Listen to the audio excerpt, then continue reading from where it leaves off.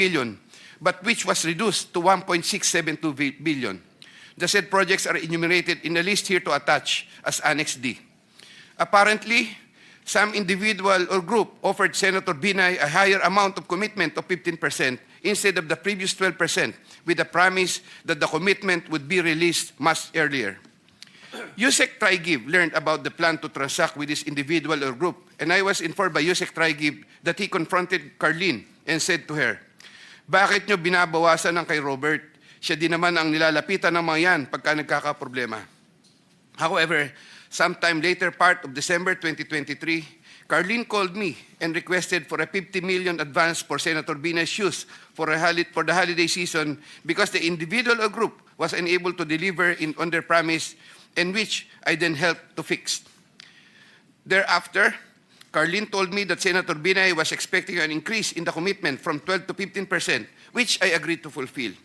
I did not get any percentages from the aforementioned projects worth 1.672 billion, but I was reimbursed the 50 million which I earlier advanced. I was nurturing goodwill with Senator Binay by fulfilling the commitment. Sometime 2024, Carlene requested me to relay to Sec Bunoan Senator Binay's request for some allocation under the NEP, which I did. Sec Bunoan allocated 500 million for Senator Binay under the NEP for 2025, which I relayed to Carlene. Carlene told me to prepare a list of projects for the 500 million allocation. I then asked a list of projects from Engineer Henry and Engineer Gerard worth 500 million, which I then submitted in person with Sec Bunoan, who then told me he will instruct Yusek Cabral to include the same in the NEP. The list of projects was included in the NEP for 2025. The said projects are enumerated in a list here to attach as Annex E. Likewise, sometime in the last quarter of 2024, Carlene for Senator Binay asked for a list of projects to be included in the 2025 GAA. I then directed Engineer Henry and Engineer Gerard Opolesia to prepare a consolidated list of projects. I submitted a list of projects totaling 3 billion to Carlene, but only approximately 2.6 billion was included. The said projects are enumerated in a list here to attach as Annex F. After these projects appeared in the GAA, Engineer Bulusan, Engineer Opolesia, and myself collected, raised, and prepared the 15% commitment, which was all turned over to me. There were difficulties in collecting the commitment, as there were contractors, congressmen who did not give amount considering the issue of for later release projects totaling approximately 80 million more or less, which I had to advance. Despite this total commitment collected and raised for Senator Binay was 15% of 1.2 billion or around 468 million more or less. I earlier mentioned that the 37 million more or less was delivered at Horseshoe Village, Quezon City, which refers to the amount collected by Engineer Henry Alcantara. But upon full recollection, there were two deliveries. The first delivery amounted to 340 million at a house in Horseshoe Village, Quezon City, and the second delivery amounted to at least 200 million at another house, but also in Horseshoe Village, Quezon City. After the second delivery, Carlene told me, "Kinuha na ni Sir, salamat raw. Hindi ka raw kakalimutan sa Makati." The Sir refers to the husband of Senator Binay. I did not get any percentages from the projects worth 3,120 million for NEP and GAA for Senator Binay. Senator Chis Escudero and Maynard Ngu. I met Maynard Ngu at the Manila City Hall during the term of Mayor Erap, and while I was the city engineer of Manila sometime in 2013. Maynard Ngu is a familiar figure in the social political circles, as he would be handling substantial donations to politicians during election season, including the distribution of mobile phones. During the 2022 national elections, Maynard Ngu approached me and asked for help in raising campaign funds. I and other DPWH officials assisted Maynard Ngu in raising campaign funds. These frequent interactions with Maynard Ngu at the court helped me in building our mutual trust with each other, especially in favor of Senator Escudero, whose interest Maynard Ngu was actively promoting. Maynard Ngu was appointed Special Envoy to China for Trade, Investments, and Tourism in 2023. When Senator Chis Escudero became Senate President in 2024, Maynard Ngu approached me and asked for a list of projects for Senator Chis Escudero. Thereafter, sometime November 2024, I asked Engineer Opolesia to prepare a list of projects for Senator Chis Escudero following my conversation with Maynard Ngu. Thereafter, Engineer Opolesia submitted to me a list of projects for funding. The said projects are enumerated in a list here to attach as Annex G. For the projects located in Valenzuela, Engineer Opolesia, through District Engineer Ruel Umali, collected the money for the commitment for Senator Chis Escudero. He delivered the commitment at Diamond Hotel.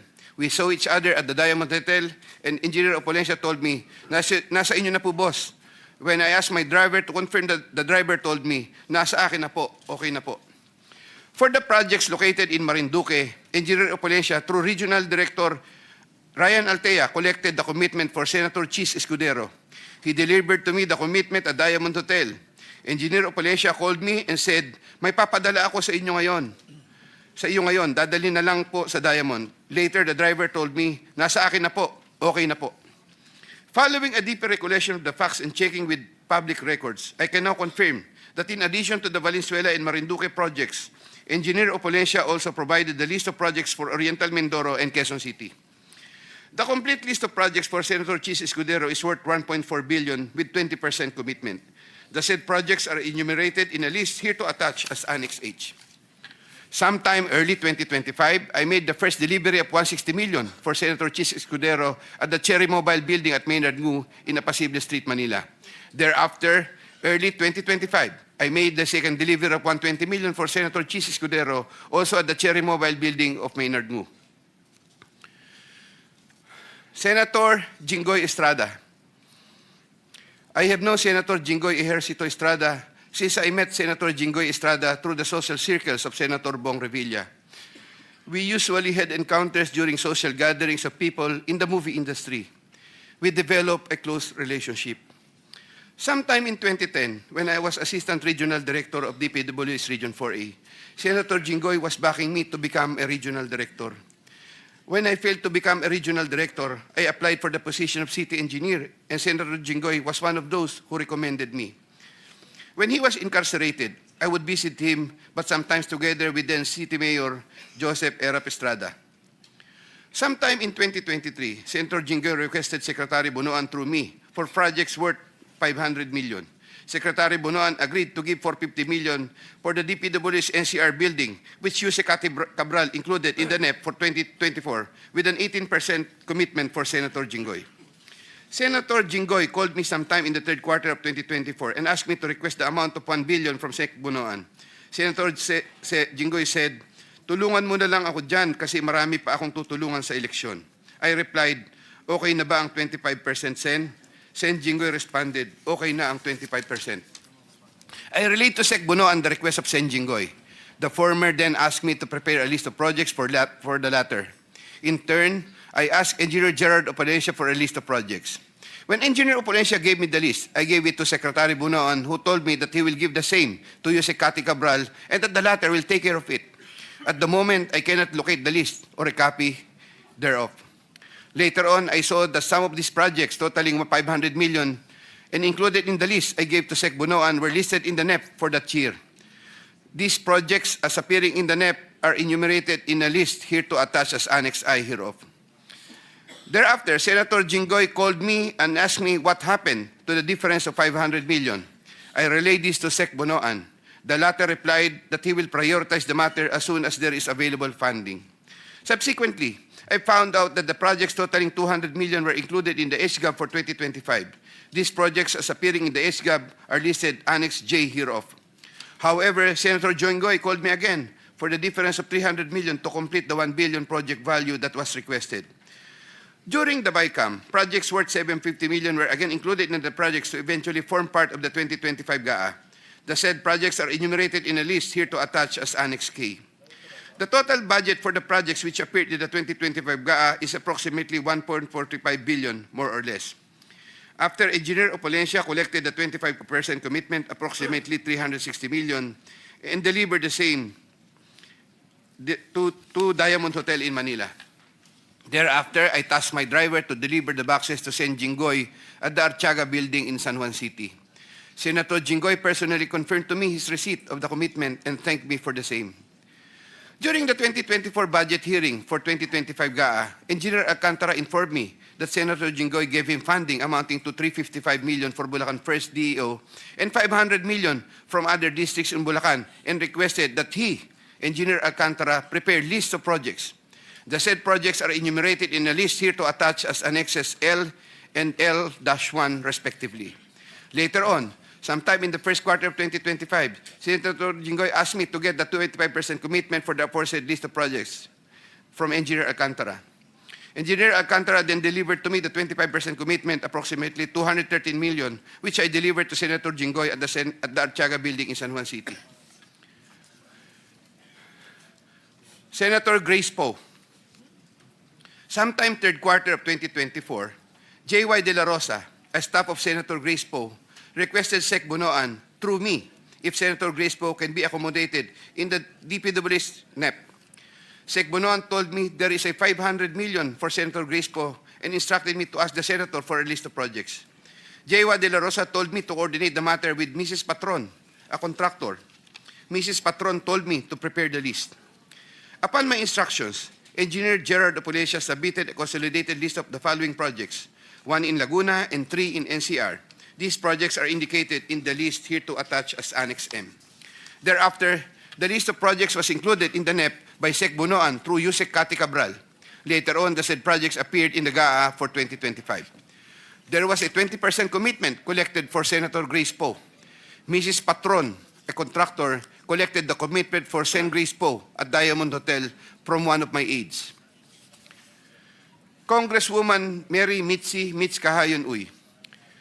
There were projects released in Congresswoman Kahayon Uy's congressional district, which I facilitated. I submitted projects being proposed by her to proponents for funding, the details of which I am still verifying and confirming at the moment. Congressman Florida Robes. There were also projects released in Congresswoman Florida Robes' congressional district, which I facilitated. I submitted projects being proposed by her to proponents for funding, the details of which I'm still verifying and confirming at the moment. Congressman Zaldico. In addition to my statements in my affidavit dated 25 of September 2025, I was told by Engineer Alcantara, Congressman Zaldi would from time to time deal also with Engineers Gerard Pacanan, Gerard Opulescia, and Danny Villa. There were times Engineer Gerard Pacanan and Gerard Opulescia would give me certain amounts, supposedly from Congressman Zaldico. Yusek Traigib Olevar of DepEd. In addition to my statements in my affidavit dated 25 of September 2025, I wish to add that I have known Yusek Traigib as early as 2010 when he was still a staff of Senator Bong Revilla. He is a common figure in budget deliberation hearings and by reason of which I had interacted with him on multiple occasions. Yusek Traigib then worked under the office of Senator Edgardo Angara and then later worked under the office of Senator Sani Angara. When Senator Sani Angara became a chairman of Finance, Yusek Traigib and I would have several interactions as part of our work in budget preparations.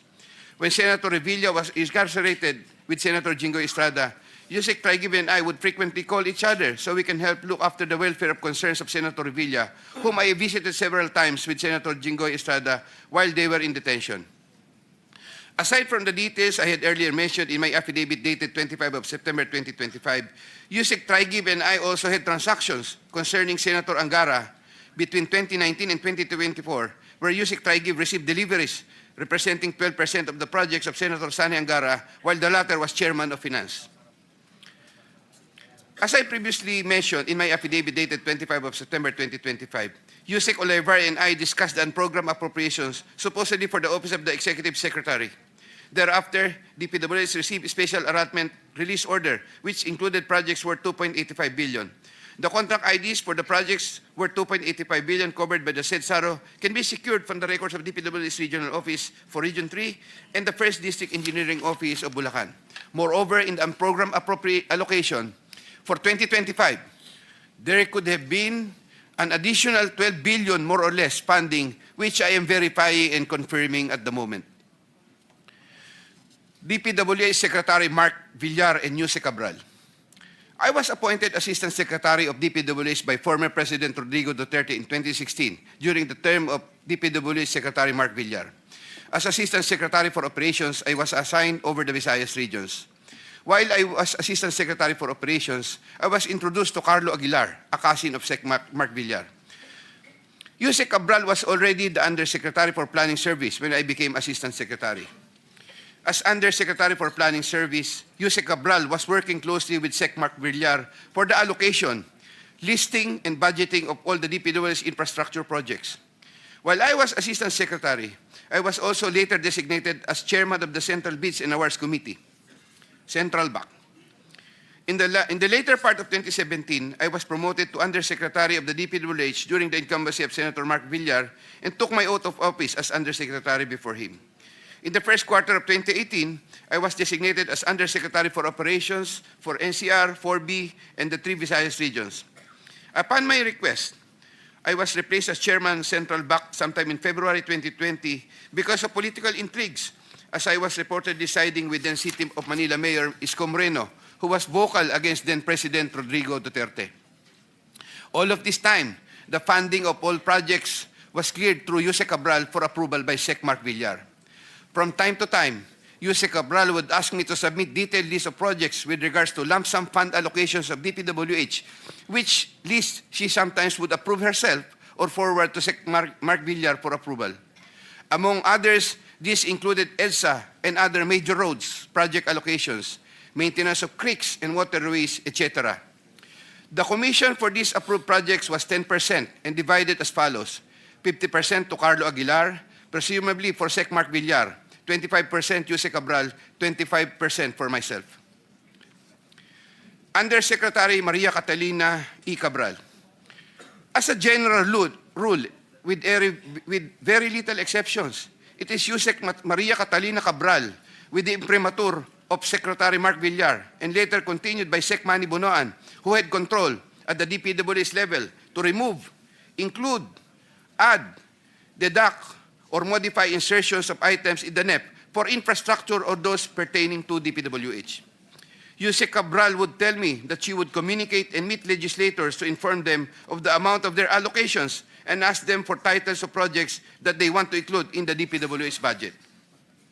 In a matrix of process flow that I have prepared, which I am attaching here to as Annex N, Jose Cabral has total influence and authority in preparing and finalizing the NEP for infrastructure.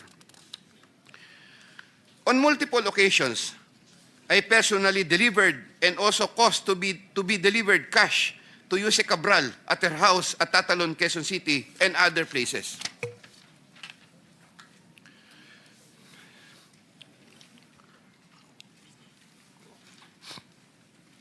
DPWH Secretary Manuel Bonoan.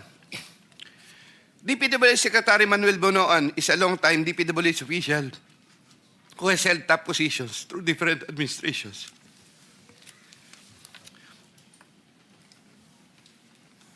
I look up to Sec Bonoan and consider him as a mentor. I treasure his guidance and friendship over the years. Prior to Sec Bonoan's assumption as Secretary of DPWH, I was the Undersecretary for Operations and Planning for NCR, Visayas, having assumed the said position in 2018. Unlike during the time of Sec Mark Villar, when I was not given much task, even removed as BAC chairman, and had very limited operational functions during the COVID pandemic period, Sec Bonoan entrusted me with more operational functions and let me work more closely with Jose Cabral. Sometime in 2022, Sec Bonoan directed me to submit a list of projects for possible inclusion in the NEP for fiscal year 2023 worth around 450 million. Without question and delay, I asked Bulacan First DEO for a list of projects for funding. Thereafter, Engineer Alcantara submitted to me a list of projects for funding under the NEP. Those projects are indicated in the list here to attach as Annex O. In compliance with this order, I forwarded the list to Sec Bonoan. He told me that Undersecretary for Planning Maria Catalina Cati Cabral shall facilitate and ensure the inclusion of these projects in the NEP. Engineer Alcantara gave the 10% of the value of the projects. Similarly, in 2023, Sec Bonoan directed me to submit a list of projects for possible inclusion in the NEP for fiscal year 2024 worth around 150 million. Again, without question and delay, I asked Bulacan First DEO for a list of projects for funding. Thereafter, engineering the list here to attach as Annex P. In compliance with this order, I forwarded the list to Sec Bonoan. In compliance with this order, I forwarded the list to Sec Bonoan. Sec Bonoan said that Jose Cabral shall again facilitate and ensure the inclusion of these projects in the NEP. Engineer Alcantara gave 15% of the value of the projects. Also in the year 2024, Sec Bonoan also directed me to submit a list of projects for possible inclusion in the NEP for fiscal year 2025 for the amount of 900 million. I asked Bulacan First DEO for a list of projects for funding. Thereafter, Engineer Alcantara submitted to me a list of projects for funding under the NEP. Those projects are indicated in the list here to attach as Annex Q. In compliance with this order, I forwarded the list to Sec Bunoan. Sec Bunoan said that Jose Cabral shall again facilitate and ensure the inclusion of these projects in the NEP. Engineer Alcantara gave 20% of the value of the projects. With respect to the commitments collected by Engineer Alcantara narrated above, Secretary Bunoan and I received a percentage. In many instances during budget deliberations, I was tasked by Sec Bunoan to talk to legislators over their funding and other concerns, and to forward these concerns to Jose Cabral for action and resolution. Sec Bunoan and Jose Cabral. Every year, including years 2023, 2024, and 2025, Jose Cathy Cabral apportions the budget ceiling for the DPWH's allocable NEP among the districts according to the endorsed programs, activities, and projects, PAPs. Although she would make it appear that 100% allocable NEP had been apportioned, Jose Cathy Cabral would reserve a substantial percentage of that allocable NEP for her and Sec Bunoan's preferred projects. Sec Manny Bunoan would from time to time ask me to take charge of part of his own reserve allocations. The value of the projects that I handled for Sec Bunoan was at least 5 billion per annum for the years 2023, 2024, and 2025, with an average of 15% commitment. Of this 15% average commitment, Sec Bunoan, 75% usually would give. Of this 15% average commitment, Sec Bunoan 75% usually would give me 25% of the commitment, with the rest of the commitment shared between him and Jose Cathy Cabral. Jose Cathy Cabral herself took charge of her own reserve allocations. Once again, I humbly reserve the right to submit another supplementary affidavit if warranted in the premises. I attest to the truth of the foregoing statements based on my personal knowledge and authentic records. Mr. Chair, thank you. Thank you. The Vice Chairman, Senator Erwin Tulfo, you may reclaim your time. Thank you, Mr. Chair. Okay. Aside from the tables attached as annexes, may iba ka pa bang ebidensya na magpapatunay po sa inyong sinumpaang salaysay? Mr. Chair, I would of course, I may submit additional documents po pagka po na retrieve from the records. Meron po. All right. Mr. Chair, babalikan ko po si Engineer Bernardo. Ang tanong ko lamang po at tanong ng mga kababayan natin, napapansin po kasi nila na isa-isa ng mga opisyal, dating opisyal sa DPWH, maging ang ilang mambabatas, ay tumatakbo po sa ibang bansa. How do we stop this flight, Mr. Chair? Kasi baka darating po ang araw, wala na po tayong maimbestigahan, wala na po mapapanagot dahil lahat po sila ay nasa ibayong dagat na. Paano po yun, Mr. Chair? Do we have any plans? Do we have any actions para... I know, Mr. Chair, hindi natin pwedeng pigilan po yan dahil yan po ay karapatan naman nila. Pero dahil may investigasyon po nangyayari, ito po yung accountability, Mr. Chair. You may address your question to the DOJ representative. I think the Prosecutor General, Richard Padulyon, is here. Kindly Thank you, respond. Mr. Chair. Yes. Good morning, Mr. Chair. I believe that while we want all of these personalities who are involved or mentioned in the investigations to just stay in the country during the course of the investigations, we cannot at this time, Mr. Chair, prevent them from traveling because what we can only issue as far as the Department of Justice is a lookout bulletin. A lookout bulletin operates only to check on the records of the passenger who would want to leave, but it would not prevent them from being able to leave the country. There is no legal impediment for them to leave because it would be violative of their constitutional right. However, if I may be bold enough to suggest, Mr. Chair, in answer to the question of the good senator, yes, there are investigations which are being undertaken at this time, and while I understand that cancellation of passports can only be done if, for example, there are cases which are already filed, and this can only be done through the courts. I believe that representations can probably be made by the investigating bodies with the executive branch, that would be the Department of Foreign Affairs, to possibly hold or possibly cancel passports of those who are undertaking or undergoing investigations, Mr. Chair. Linawin ko lang, Mr. Chair, parang pwede lang yatang kanselahin ang mga passports ng mga ito kapag sila po'y nakasuhan na. Pero what I'm talking about, yung hindi pa po nakakasuhan. Kasi it is not enough yung lookout bulletin. Wala naman hong saysay yun eh. Kahit na nandoon siya sa lookout bulletin, pwede niya sabihin, wala pa naman ho akong kaso.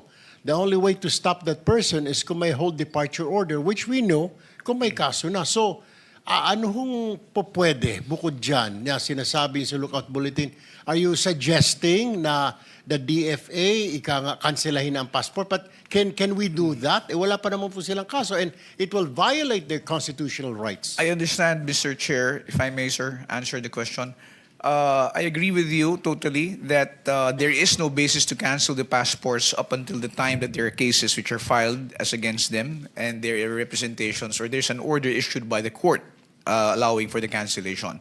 But the question earlier was with respect to what can be done at this time while there are no cases which have been filed. The only solution that I can find for this particular predicament, Mr. Chair, is for us to fast-track the filing of the cases or for cases to be fast-tracked so far as investigations are concerned before the Office of the Secretary of Justice and before the Office of the Ombudsman. And then, and only then, once these cases are filed in court and warrants are issued, can we move for the cancellation of the passports.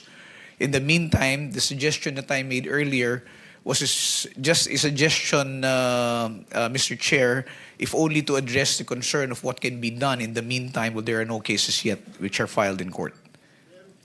Kailan po kayo magpa-file ng mga kaso? Kailan po natin makikita na ang DOJ ay magsasampa na po ng kaso? Cases are already being investigated right now, Mr. Chair. There are 5 cases for flood control projects, ghost projects, which are undergoing preliminary investigation at the moment. There are several cases also which are undergoing evaluation by the Department of Justice. I believe there are also cases which are also pending before the Office of the Ombudsman, Mr. Chair. We expect to terminate the preliminary investigation of the first 5 cases probably within the first week of December or by the middle of December, sir. To know kung ito po mga cases that will be filed by the DOJ ay mga officials lang po ito ng DPWH, former officials and contractors. Meron po bang kasamang mga politiko na rito? As of this time, Mr. Chair, as far as the first 5 cases which are undergoing investigation, it involves only officials of the DPWH, particularly those in District 1 in Bulacan, sir. All right. My next question is, Mr. Chair, alam kong sinusundan nyo rin po. At ano na ho nangyari? I don't know if you can answer this, Attorney Fadulyon, kayo po sa DOJ. Nasaan na po yung ating witness na si Ginoong Guteza? Because yung kanya pong testimony ay napakalaki po. Lahat po tayo nagimbal dito. So we want to find out, is he okay? Where is he at? Is he still alive? Is he dead? Ano ho nangyari? Mr. Chair, Department of Justice would not be in any position to ascertain the whereabouts of Mr. Gutesa. As far as we know, he did testify here in the Senate Blue Ribbon Committee, but the Department of Justice never had any interaction with him after that particular testimony. There was no representation made as to his interest in being covered by the program or being granted any protection. And we know for a fact that the intervention by the Witness Protection Program is something which is done voluntarily by the one who is making the application. Inasmuch as there was no application made, we have not had, since the time of his testimony here before the Senate Blue Ribbon Committee, any interaction with Mr. Gutesa. So we would not be in a position to say where he is right now or what his condition is, sir. Mr. Chair, may I ask the Secretariat if we sent out subpoena or invitation to Mr. Gutesa? Because I'm concerned po. I mean, he made a lot of revelations here during the last meeting when he was here. So we want to find out at gusto ho natin siyang tanungin, where did you get all this information? Pero tila wala ho siya. Now, did we invite him? Yes, Mr. Vice Chairman. We sent an invitation to his known address, no? Nakalagay sa kanyang driver's license sa Taguig. Pero even when the investigation was conducted by the executive judge, wala na po siya doon sa kanyang known address, last known address. So what we did in the Blue Ribbon Committee, we sought the assistance of the Honorable Marcoleta kung sakaling meron siyang contact o may sa darating na panahon magkakaroon siya ng contact ay tulungan niya tayo na malocate at para makapag-testify na muli si Technical Sergeant Tago Tesa. So ang sagot po ni Honorable Marcoleta, wala rin po siyang contact kay Orly Gutesa. Isa pang katanungan dyan, Mr. Chair, at nagtatanong po yung mga kababayan ho natin, ano po ang mangyayari ngayon sa kanyang salaysay? Are we going to submit it? Dahil kung tayo po ay mag-wind down na dito po sa ating investigation, are we going to submit it to ICI, Mr. Chair? The sinumpang salaysay remains valid as far as the Blue Ribbon Committee is concerned. Ano? Nagkaroon lang naman siya ng problema doon sa kanyang pagkanotaryo. And hindi naman po siya sumipot sa DOJ, sa Ombudsman, even sa ICI. So wala po tayong magagawa doon. But as far as the committee is concerned, pag tayo po ay nag-submit ng ating committee report, yung kanyang sinumpaan salaysay, as I mentioned earlier, remains valid. Kasi yun naman ay sinumpaan niya ng bukod, no? Dito sa harapan ng komite. Thank you, Mr. Chair. And now I direct my question to Yusek Bernardo. Yusek Bernardo, or Engineer Bernardo. Common practice po ang bentahan ng mga pondo sa lower house. Alam po natin yan. Alam po ninyo yan. Ikaw po ba ay naalok na rin ng pondo for flood control ng mga mambabatas? I know you've been talking about senators, may mga congressman. Pero ikaw po ba ay nabentahan na ng pondo para sa flood control? Mr. Chair, as far as I can recall, I cannot remember any time na bentahan po ako niyan sapagkat I think the legislators in the lower house have their own way of dealing with projects, especially to the district engineers and contractors. So, sa district engineer po ang nagkakaroon ng transaction between the lawmaker at saka yung district engineer. Tama po ba ang pagkaintindi ko? Yes po, Mr. Chair. As far as I know po, puro ganun po. All right. Walk us through, Engineer Bernardo. Pag nagbaba na po ng pondo ng budget ang isang politiko, congressman man yan, sa district, ano po ang nangyayari? Siya rin po ba, tama po ba na siya rin po ang nagsasabi, nagdidictate, ito ang kontratista na gusto kong panalunin mo because siya yung kontratista ang magbibigay ng komisyon kay congressman o sa politiko. Tama po ba yan? Can you walk us through after na ibaba yung pondo ng mababatas doon sa distrito? What is happening? And walk us through hanggang sa makuha ng politiko yung kanyang komisyon or kickback. Mr. Chair, I'm very sorry to be off the rec ano po sa ganyang mga proseso sapagkat ang nagkakausap lang po talaga dyan ay ang mga congressmen or legislators sa lower house saka po district engineer o yung mga contractor.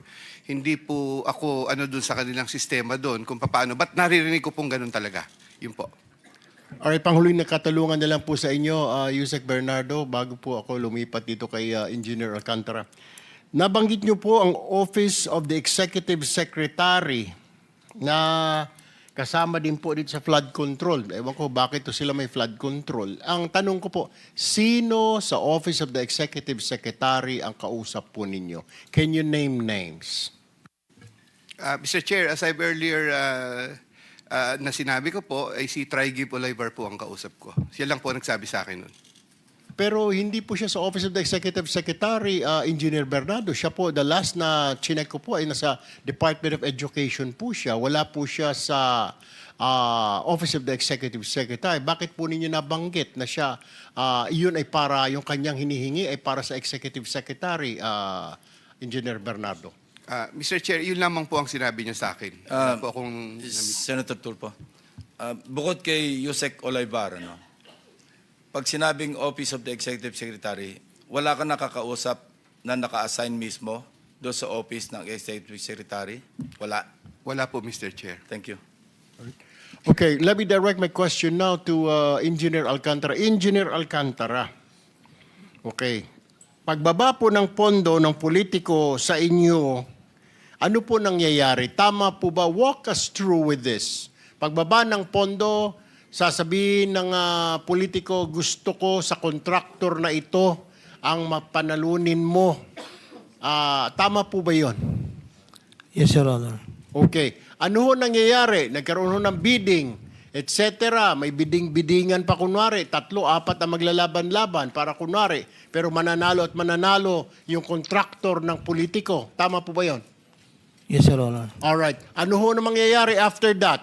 Kailan na po i-execute yung proyekto? Kailan na ang bigaya na komisyon? Kasi may mga balita po ako, nag-a-advance pa ang ilang politiko. Tama po ba yon na humihingi po ng advance ang politiko? Wala pa po yung pondo, laway pa lang ay nagbibigay na ng advance yung kontraktor. Your Honor, pagdating po dun sa bagay, since sila po yung magkakausap na po, yung contractor and the, hindi po ako knowledgeable kung kailan o magkano yung percent na napag-uusapan po nila, Your Honor. Pero pagbaba ng pondo, ano ho nangyayari? Pakikwento lang po sa amin hanggang sa ma-execute, kung i-execute ngayon yung proyekto. Opo, pagbaba po ng pondo, pupunta na po yung mga contractor po sa office. At magko-confirm naman po na yun daw po ay ibinigay sa kanila. So makipag-usap naman po sila doon sa coordinator for the procedure of the bidding. And then ibibid po, i-implement, doon po nangyayari. Pero yung bigayan po nung obligasyon, since sa amin po ang nagpapamigay po talaga, hindi naman po kami. Pagka-congressional allocation po, Your Honor. Tinatawagan mo ba yung politiko pag sinabi niyang ito yung contractor ko, DE Alcantara o Engineer Alcantara, ito ang panalunin mo? How would you know na yun talaga ang contractor ni congressman o ni senador? Sino? Paano? Nagbibigay lang po ng listahan po do sa binibigay ko lang po sa chief of staff ko. Ito yung designated na gusto nila. Ilan po yun. Okay.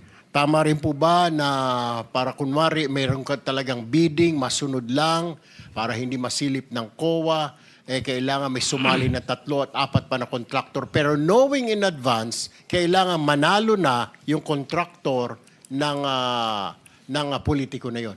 Yes, Sir Honor. Yung mga contractor po na designated, they're the one who will talk to the coordinator po ng mga contractors po, Your Honor. So, yung bidding po na nagaganap ay bidding-biddingan na lang kung tawagin. Most probably, Your Honor. Alright. Okay. Another question po sa kay... With the permission of Senator Go ahead. Kiko, and With the just permission, on that point, Senator Kiko, should sa recognize. page 18 kasi nung affidavit ni Ginoong Bernardo, nakalagay dito, number 141. In compliance with his order, I forwarded the list to Sec Bonoan. He told me that Undersecretary for Planning shall facilitate and ensure the inclusion of these projects in the NEP. So sinama pa lamang sa NEP, tapos 142, Engineer Alcantara gave 10% of the value of the project. Ibig sabihin, wala pa yung proyekto sa baba. Nasa NEP pa lang, may 10% na. Normally, ganun po, Your Honor, after the listing of the NEP. Saan galing yung pera? Sa mga contractor po na gustong mag-take ng risk po. Yun ang nga yung ibig kong sabihin kanina, di ba? May advance na. Kaya yung sinasabi mo na wala kang alam, hindi mo alam, sila nag-uusap, doon pa lang, tama si Senator Pangilinan, may advance na. Sama dito sa statement na binigay na affidavit ni Engineer Bernardo, may advance. Your Honor, i-differentiate ko lang po if you may. Yung pong binabanggit po ni Senator Pangilinan, yun po yung mga special fund po, hindi po yun yung allocable ng congressman, Your Honor.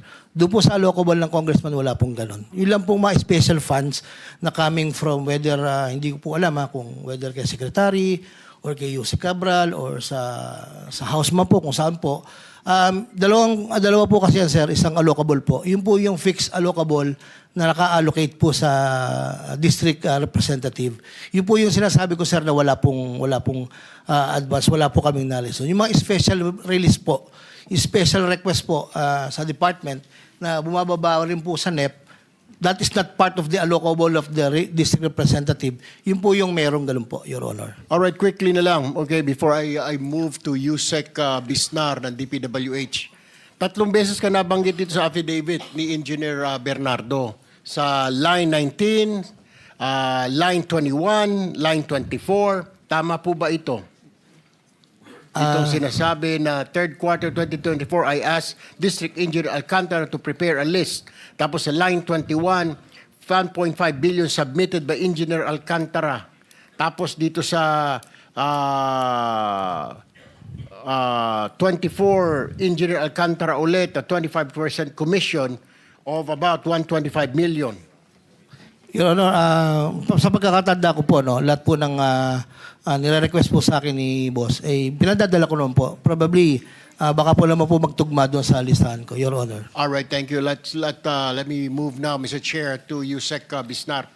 Meron pong akong balita na natatanggap na merong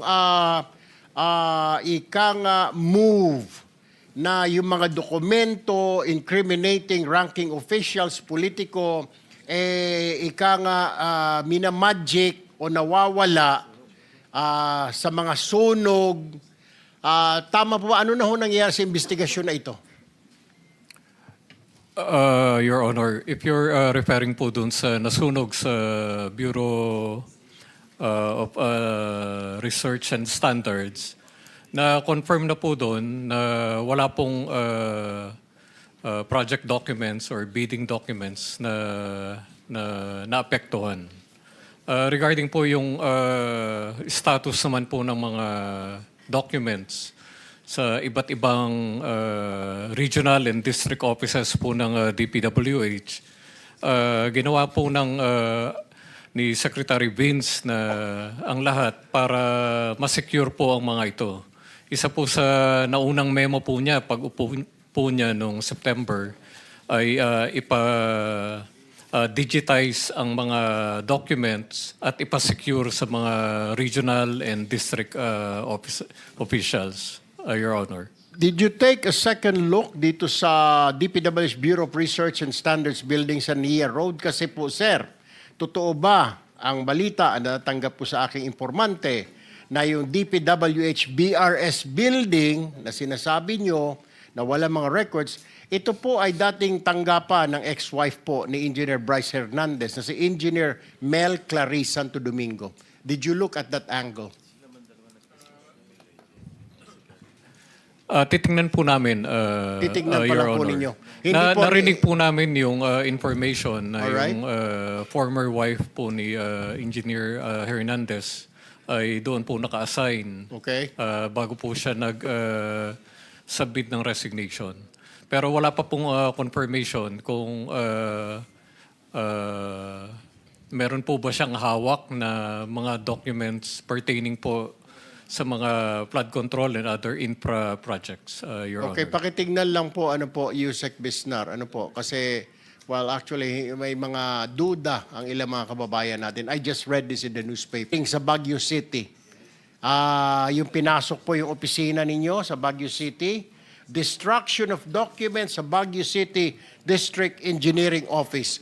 Bakit daw po? Tinanong nyo na ba yung tao? Bakit sinira? Bakit sino ba yung sa dokumento na yan? Opisyal ba yung sa dokumento na yan?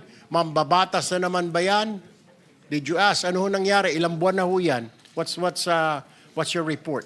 Kukunin ko po yung huling report po doon. Ang nakuha po namin is PNP po ang nag-imbestiga nung alleged tampering. For the meantime po, nirelieve na po si District Engineer Sarate ng Baguio City dahil po dun sa allegation na yun, Your Honor. Kasi nga po, may tampering. Ibig sabihin, may tinatago. Di po ba? Siguro, baka may kumausap po sa kanya.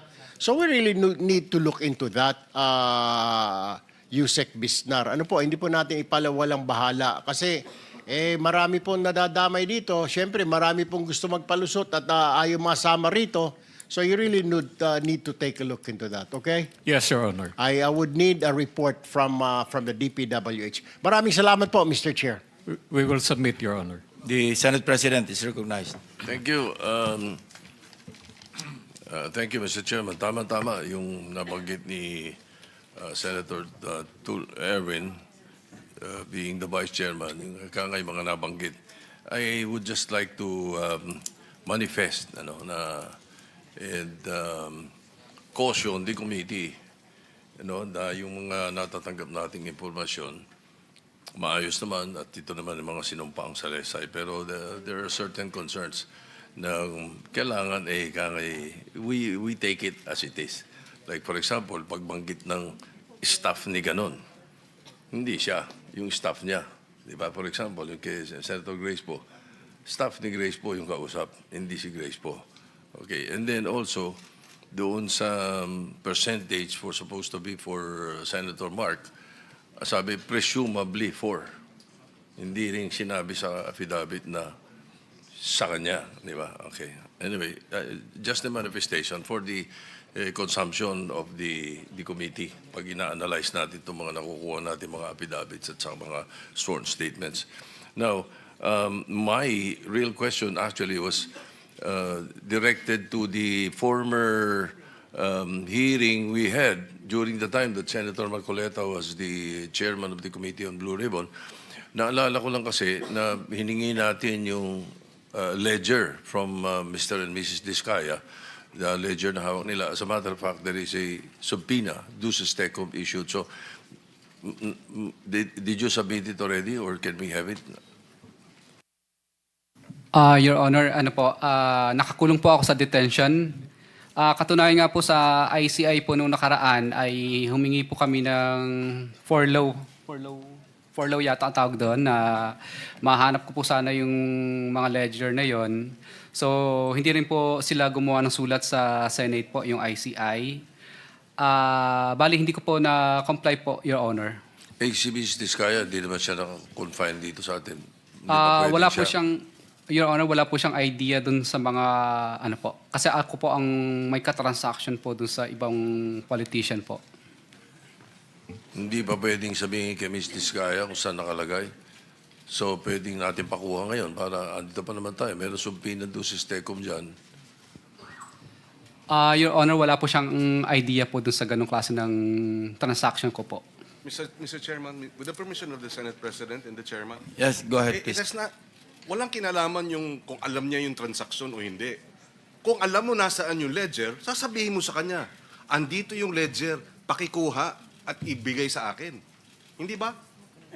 For the record, Mr. President. Your Honor, kasi nag-transfer po kami nag-transfer sa office po namin. So, hindi po nila, kahit ako din po, Your Honor, hindi ko rin po matansya kung saang bandang particular ng mga lalagyan po namin na ilagay sa dami po ng aming mga documentation. Yeah, para lang ma-refresh yung memo, with the permission of Senate President, Senator Pangilinan. Joint affidavit yung sinabit nyo noong chairman si Senator Marcoleta, no? Na sinasabi nyo, kayong dalawa nagsasabi, ito ay binibigay namin sa kanila ng cash. Ang bawat transaction ay may karampatang voucher at ledger na nagsasaad ng mga araw kung kailan nila natatanggap. In fairness to the congressmen and in fairness to the committee, kailangan namin yung ledger because mananatili itong say-so o he says, she says itong inyong salaysay. So kaya nga binigyan namin ng pinadala namin ng subpoena duces tecum si Mrs. Sara Diskaya para dalhin niya yung ledger. At inamin nyo na merong ledger. It's a matter of record. Public record ito eh. Ngayon sasabihin mo hindi makita yung ledger. Pagka ganyan, baka may mag-move dito, makontempt si Mrs. Diskaya. Magkakasama kayo sa detention center, sa detention cell. Kasi maliwanag, hindi naman ikaw lang nagsabi na may ledger eh. Dalawa kayo. Kasi nga sinumpang salaysay ito eh. Your Honor, ang binasa lang po ng misis ko doon sa affidavit po ng una ay hanggang paragraph 15 lang po. Hanggang doon lang po siya nagbasa kasi doon lang po yung... We will excuse you. Sasamahan ka ng Sergeant at Arms para kunin yung ledger and we will wait for you. Mr. Chair, if I may add. Yes, Senator Pangilinan. Yes, yun ang ginawa natin kay Mr. Hernandez. ipinakita niya na gusto niyang puntahan yung kanyang opisina o kung saan man yung bahay para kunin yung mga dokumento. At si Mr. Diskaya should be able to do the same. Yeah. Pareho na kayong dalawa, mag-asawa. Pa-escorta namin kayo sa USAA para magtulong kayo hanapin yung ledger. Kasi kayo rin, sa inyo rin ang galing na mayroong ledger. Mr. Chairman, Yes, if I Senator may Pangilinan. add. Well, Mr. Diskaya, nakakulong na po kayo. Nabanggit na nga po ni Chairman na baka isama na rin po si Mrs. Diskaya. Dahil mukhang nagbibigay ka nung kung ano-anong palusot para hindi mailabas yung ledger. Yun ang dating sa amin sa komite. So sana, kung ayaw ninyong makulong pati si Mrs. Diskaya, yun na ang paraan. Sumunod na lang at ibalik dito yung ledger, kung maaari. Mr. Chair, with the permission of the Senate President. Yes, ma'am. Yes, I just wanted to find out what happened to the ledger. So I give up on my time, Mr. Chairman. Mr. Chair, I share the concern of the Senate President na ni-reiterate ni Senator Pangilinan, ni-reiterate din ng Chairman. At ngayon, kaya nila sinabi na i-excuse kayo, Ms. Diskaya, para kunin yung ledger na yan. I just wish to reiterate, Mr. Chair, na sa pagkuha at pagsumite nila ng ledger sa ating komite, kasama po explicitly yung listahan ng mga proyekto nila mula 2016 hanggang 2022 na hiningi ko po nung nakaraang hearing. Top contractor po, Mr. Chair, mga kasama ang St. Gerard Corporation or Construction sa dating administrasyon.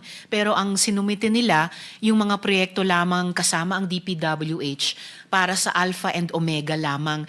Hindi rin po sinumite yung mga proyekto na sakop ng mga joint venture agreements, yung mga JVAs, kasama yung iba pang mga contractors. And that kind of sanitized list, Mr. Chair, would give us nothing. Lalong papatunayan lamang ng mag-asawang Diskaya na hindi sila nakikiisa sa Blue Ribbon Committee na mapanagot at maparusahan yung mga dapat managot at maparusahan. So I request the Chair to include explicitly in his ruling regarding Ms. Diskaya a reiteration of this request for them to submit yung pong listahan ng mga proyekto nila, kasama ang DPWH, kasama po yung mga joint venture agreements ng lahat ng mga kumpanya nila, St. Gerard, Alpha and Omega at iba pa, mula sa mga taong 2016 hanggang 2022. I so respectfully request, Mr. Chair. Senator Tulfo. Mr. Chair, tama po yung desisyon siguro. Ang gawin ho natin, pasamahan po itong mag-asawa ng USAA, ng ating Senate Security, samahan po sa opisina. Hindi po ako naniniwala, Ginoong Diskaya, Ginang Diskaya, na ito po itatabi nyo lang basta-basta because this is a very important piece of document. Noong una po kayo nandito, sinabi po ninyo, may listahan kayo. Kaya nga po, meron po tayong listahan ng mga mababatas na inimbitahan po natin because nabanggit po ninyo. Kung wala naman ho tayong ipakita, paano naman bumukha ho na naniwala lang ho kami. We need documentation po na nakalista talaga, na tumanggap itong mga taong ito, nakatransact po ninyo.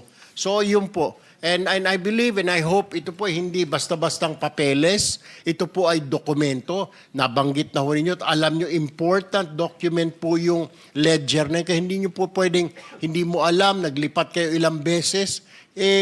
Siguro sa tingin ko, baka tinatago talaga ninyo. Kaya the only way para maniwala kami, samahan po kayo ng aming Senate Security, i-retrieve po ninyo, pwede nyo sabihin yung sekretary nyo, makukulong na si Mrs. Diskaya, ilabas nyo na. Parang awa nyo na, Mrs. Diskaya, sabihin mo sa sekretarya mo, Iha, makukulong na ako, wala na magbabantay sa mga anak namin. Can you do that? Your Honor, upon my advice of my lawyer po, okay po, wala pong problema. Pero po, baka hindi po lahat siguro dahil syempre, Whatever is isa-isahin available, po, okay kung lang. ano po ang available na pwede ko pong makuha kaagad. Mr. Chairman, sorry. Pero yung ledger, dapat lahat. Baka mamaya yung ledger, tatanggalan mo ng 3-4 na pahina kasi hindi lahat. Hindi ba, Mr. Chairman? Just, thank you, Mr. Chairman. Senator Ejercito. Mr. Chair, pwede rin naman siguro kung natatakot sila sa security ng anak nila, pwede mo tayo mag-executive session only for that purpose. Or, ang balita rin namin kasi, Mr. Chair, yung mga pinangalanan ni Mr. Diskaya, yung mga hindi daw nagsauli. So, may text messages daw kayo. Baka kahit yung mga text messages, pwede nyo na pakita sa ngayon sa ating chair o sa member ng committee. Mr. Chair, medyo naguguluhan ako. Order muna, sandali. Okay. Pumayag na yung abogado mo na sasamahan kayo ng security ng Senate, di ba?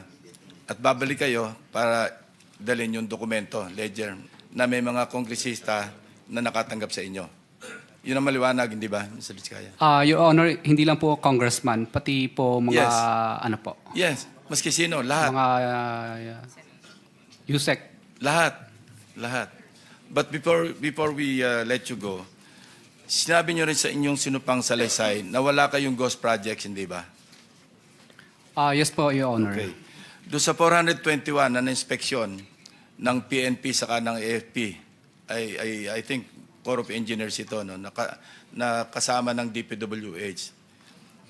Dalawa, di ba sa inyo yung St. Gerard? Yes, Your Honor. Okay. 382.67 million total cost of ghost projects. 4, 2 Southern Leyte, First, saka Region 1, saka Region 4B. Sumunod, meron pa kayong 367.15 total cost of ghost projects.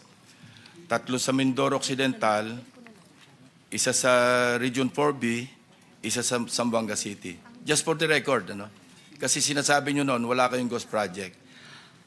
Your Honor, hindi po ghost project yung mga lugar na yan. Yung iba po dyan po ay nagkamali lang po ng pinasang Hindi. coordinates lang po. Yan ang depensa lagi ng na iba yung grid coordinates, pero hindi pwede magkamali yung sumbong sa Pangulo grid coordinates. Kasi binangga pa namin ito sa DPWH website na meron ding grid coordinates. Kaya hindi pwedeng ipalusot na magkaiba yung grid coordinates. Anyway, that's just for the record. Sergeant at Arms, kindly escort the couple out of this session hall para kunin yung mga dokumento na kailangan natin. Thank you very much. Yes, where are we? And the ledger, Mr. Chairman, the ledger. Yes, understood.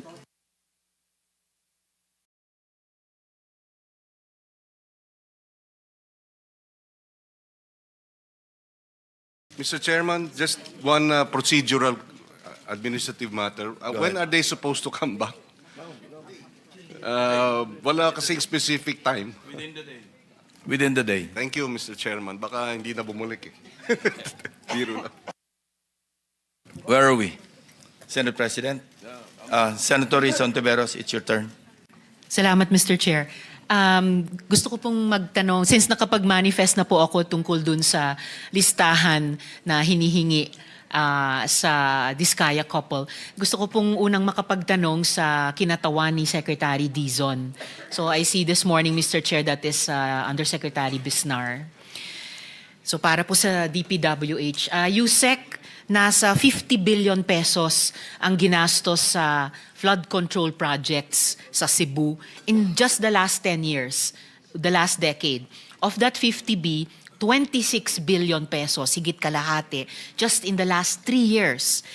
Pero sa kabila po niyan, 150 na tao ang namatay. So far, yun yung naitatala. 451 ang sugatan. 100,000 ang walang bahay matapos ang bagyo. Bukod pa po sa naunang lindol. At ilan pa po ang missing. So baka po tumaas pa yung death toll natin. Now, given that scale of investment in the last 3 years, in the last decade, sir, the sheer volume of flood control projects supposedly in place to keep our people safe, bakit po umabot sa ganito? Kamatayan, nasaktan ng tao, nasira yung mga bahay at ibang structures. Your Honor, ito po mga nasabi na rin po ng ni Secretary Dizon sa mga naunang pahayag niya tungkol sa nangyari sa Cebu. Una po, ang sinabi po niya is despite yung ganito kalaking budget, dami ng flood control projects, ang nakikita po natin sa nangyari is ineffective po yung itong mga proyekto na ginawa sa Cebu. Pangalawa po, meron pong formal report na isasabit po si Secretary in the next few days tungkol po dito sa nangyari to determine yung mga reasons and moving forward, ano po ba ang mga dapat gawin, Your Honor? Dadako din po tayo dun sa moving forward, pero balik lang po tayo, atras lang po tayo, Yusek, dun sa bakit, no? Na how would you explain this? Obviously, kahit sinong tao, kahit hindi DPWH, sasabihin talagang pambihira sa kabila nung bilyong pisong ginastos sa ilang daang mga proyekto, inabot tayo ng ganito. Sabi niyo po, ineffective yung flood control projects. How would you explain na ganyang karaming project, umabot ng ganyang kalaking halaga, naging ineffective pa nitong nakaraang ilang mga natural and human-made disasters? Ma'am, yung mga specific explanations will be submitted with the report of Secretary. Ayoko pong mag-speculate at this time kasi po mga technical po yung mga technical engineers po natin ang mismong pumunta po sa Cebu para pag-aralan po yung pangyayari. Okay, Yusek, ito po, hindi ito speculation. Sabi naman ng NBI, Region 7 Director, maraming substandard flood control projects sa Cebu. At sabi ng gobernador ng probinsya, kung di ghost project, substandard. So nagko-concur ang gobernador at ang NBI Region 7. At si Secretary Dizon mismo, even in advance of nung report na isasubmit nila in the next few days, sabi ni Sec, these are signs of deficiencies, poor planning, and ill-advised decisions. So, pakisabi po sa komite namin, base sa investigasyon nyo so far, ano exactly ang ikinamatay ng mga kababayan natin sa Cebu? Your Honor, if I may, nandito po yung Regional Director po ng DPWH Region 7.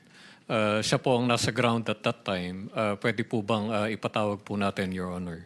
Actually, Yusek, I also have some Yes. specific questions para po sa DPWH Region 7. Pero just to get, Yes. just to pick your brain, pick your heart about this. So, ang ikinabatay ba ng mga kababayan natin sa Cebu ay negligence? Incompetence ba? Outright corruption din ba? Base sa ongoing investigation nyo, ano pong mga temang lumalabas It doon? appears po na it's a combination of all those factors, Your Honor. Sa mga naging testimonies na rin po dito sa Blue Ribbon Committee, nasabi na rin po dahil meron pong mga commitments, meron pong mga advance. Doon pa lang po, makikita po natin na wala pong proyekto na talagang napondohan ng tama dahil po lahat po nabawasan na, Your Honor. Well, salamat sa forthrightness nyo, Yusek, na hindi lang isa, hindi lang dalawa, maaring hindi lang itong tatlong factors, pero ngayon pa lang lumilitaw kahit sa investigasyon ng DPWH, combination of all factors na minamagnify yung gravity, no, ng situation at minamagnify yung krimen na nangyari, no, laban sa ating mga kababayan doon sa Cebu. And salamat din, taman yung iniugnay dun sa mga detalye nung isa sa mga factor na yun ng corruption na lumalabas pa rin dito sa ating pagdidig. Yung ganyang mga fenomeno ng commitments, dati commitment positibo, dito lumalabas negatibong paggamit, advances, etc. Dahil maling napondohan yung mga proyektong iyon. Dati rin po sinabi ni Sec Dizon, Yusek, sa hearing din na ito, na walang national master plan ang mga flood control projects sa bansa. Pero, ayon sa research, may flood control master plan naman, at least para sa Cebu. Meron pala. Gawa mismo ng DPWH kasama ng JICA at finalize po ito 2017 pa. 8 years ago pa po, kasama ang water impounding, watershed protection, irrigation at iba pa. So, mayroon pong konkreto mga components yung inyong master plan ng department with JICA from more than half a decade ago. ini-implement ba yan? At least ng dating DPWH administration, Yusek? What appears, Your Honor, is hindi po ito na-implement. And ito rin po yung, again, moving forward, ito po yung kinukonsulta po ni Secretary sa Project NOAA, sa UP, sa DNR, para po finally, although limited po yung flood control projects po natin for 2026, ay ma-implement po natin. So, salamat Yusek. Hindi in-implement yung pinaghirapang master plan ninyo, at least for Cebu, no? Kasama ang JICA, pinaghirapan ng at pinagastusan ng DPWH. So, why was that master plan buried? Or bakit siya nilunod tulad ng pagkalunod ngayon ng ating mga kababayan sa Cebu? Your Honor, I'll find out the exact circumstances kung bakit po nangyari to. And will report to you, Your Honor. Salamat po.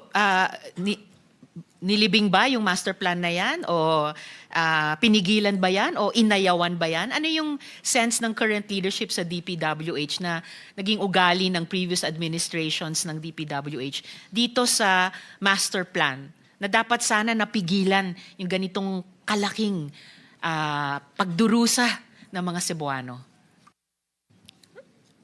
What appears, Your Honor, is neglected po yung mga master plans, even nung mga time pa po ni Secretary Singson, Your Honor. So, hindi natin pwedeng panatilihin yan. Maneglect ang isang master plan na dapat hindi ine-neglect, kundi aalagaan at poprotektahan yung ating mga kababayan, yung mga taxpayers na through the department ay nagbayad para dito at nagbayad sa JICA o sa iba pang partners ninyo.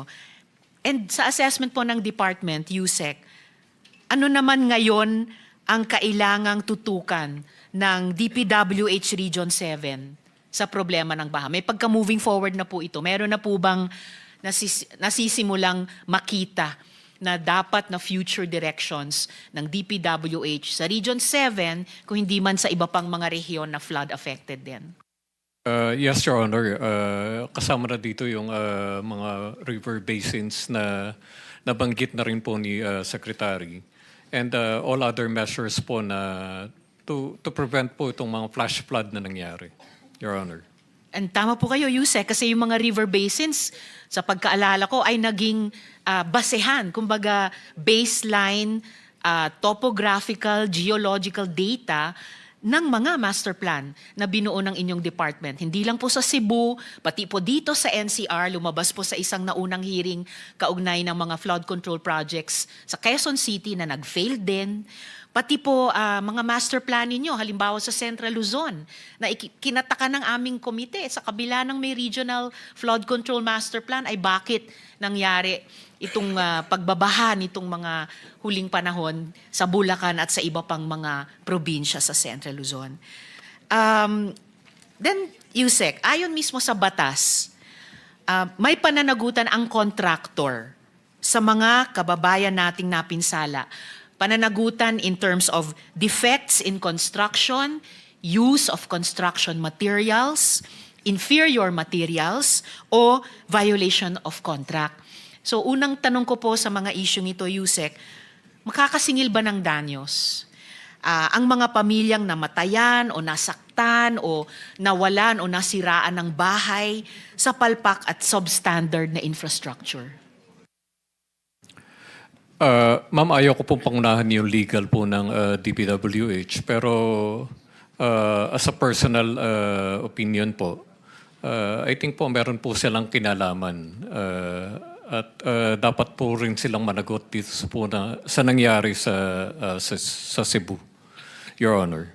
Salamat, Yusek. I hope yung ganyang ethical sense nyo mag-guide din o maging input din sa legal ng DPWH sa pag-consider ng tanong na ito. Dahil ito po ay magiging consistent kung sakali dun sa lumabas na sa aming komite na may obligasyon ang mga contractor sa gobyerno dahil sa pagkakaroon ng warranties, dahil sa pagkakaroon ng period, depende sa ganong kapermanente ang mga proyekto, 1 year ba, 5 years ba, isang dekada ba, na accountable pa rin sila para sa quality at para sa durability ng mga proyektong ito. At hindi contrary doon kung magsasabi ang DPWH Legal na mayroon din silang sagutin itong mga contractors, pati sa mga kababayan nating nadamay.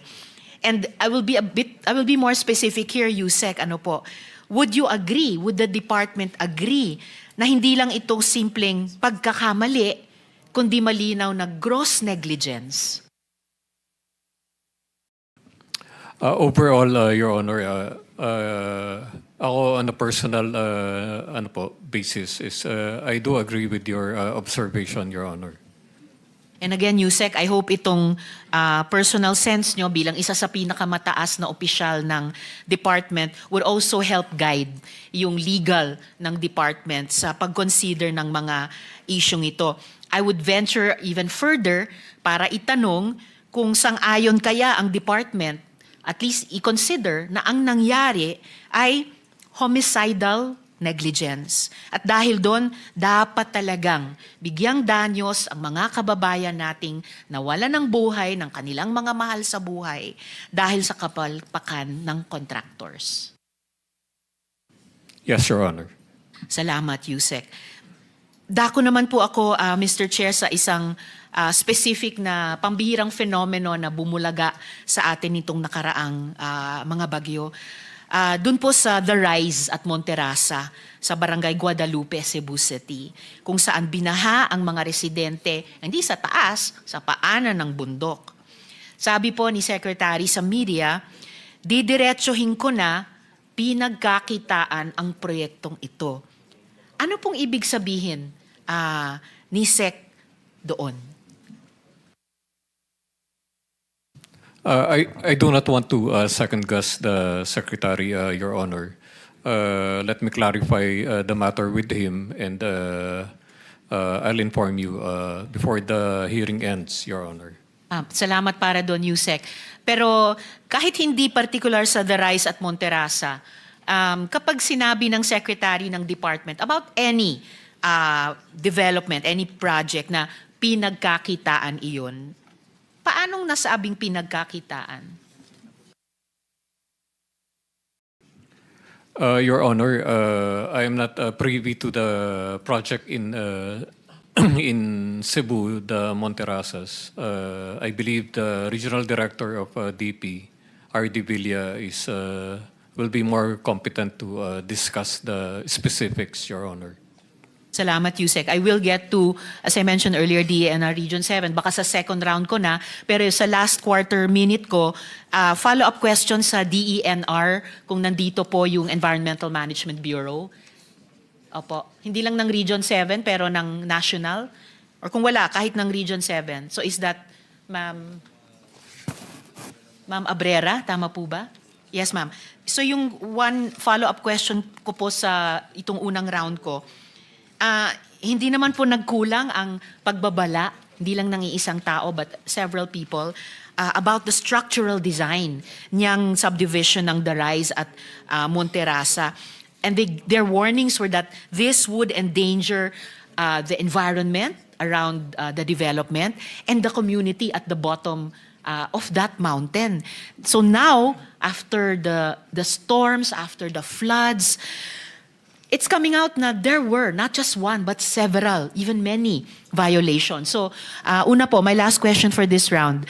Sino po ba yung nagbulag-bulagan sa DENR at DENR EMB para mag-grant yung environmental compliance certificate nito? Yes, Mr. Chair, Ma'am Abrera. Hello, Your Honor. Sa nagbulag-bulagan, hindi ko po masasagot yan. Ang isisipo ng Monterasa has gone through the whole process of EIA. kompleto po yan, public scoping, technical reviews. It has undergone 4 technical reviews instead of 3. And then public hearing. Then there is an independent body which recommended for the approval. So 2007 and 2024 po siya. In closing for my first round, Mr. Chair, before I give way to Senator Pangilinan, hindi ko po matanggap na hindi nyo masagot sa nangyari at sa scale niya, sa tindi niya.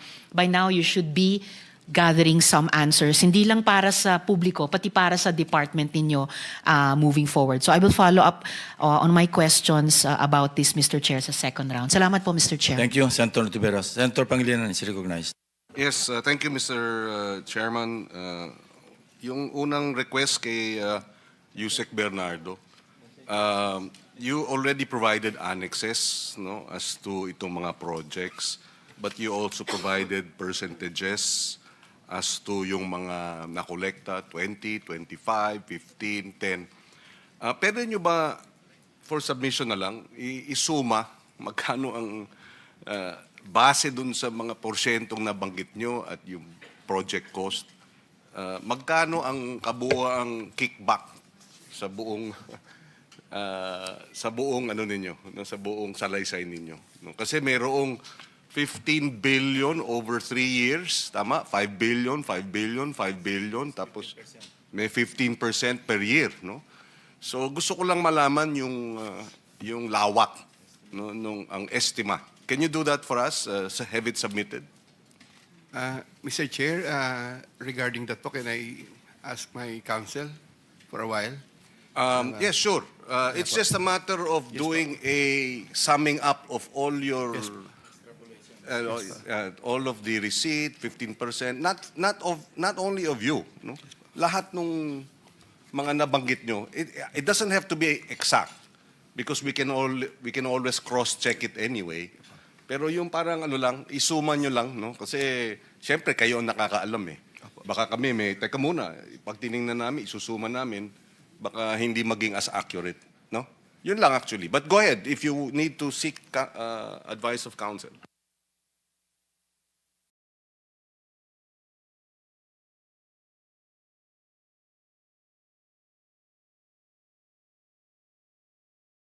Mr. Chair, I was advised by my counsel to seek the permission of the Prosecutor General regarding that. Please. Go ahead. Mr. Chair, insofar as the request made by the Honorable Senator Pangilinan, I believe that would be considered covered by the confidentiality also because this is indicated in, there may be some matters which are indicated in the memorandum of agreement that was signed by Yusek Bernardo with the Witness Protection Program as represented by the Secretary of Justice. So the only way that it can be released or can be disclosed is if there is written authority coming from the Secretary of Justice himself or if there is any order coming from a competent court, sir. Can we request the Secretary of Justice for that order? Because this is in aid of legislation and we would like to have the information for this committee. We will make that representation, Mr. Chair, with the Secretary of Justice if the same can be the subject of a written authority. And I would suppose that if any disclosure would be made, if it can be done in an executive session, sir. Understood, understood. Thank you, Mr. Chair. But this is a public document. Yes, sir. So can we perhaps, with your assistance, whatever is made available here should be made available to us without need of Secretary of Justice's permission.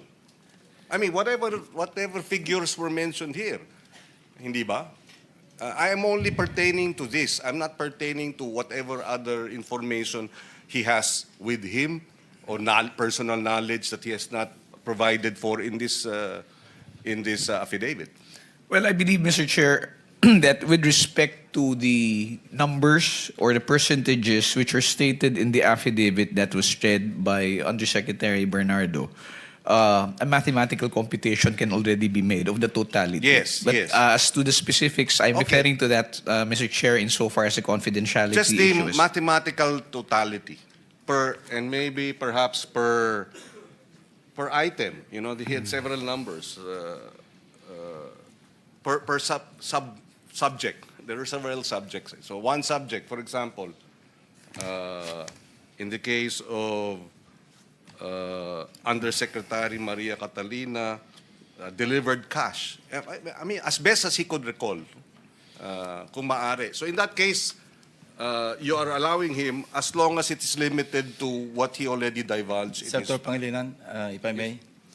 We were just informed by our General Counsel, si Attorney Gerard Mosquera, na as far as WPP is concerned, ang limitation lang sa disclosure is wag mag-contradict at wag mag-recant doon sa kanyang affidavit as submitted to the DOJ for purposes of admission.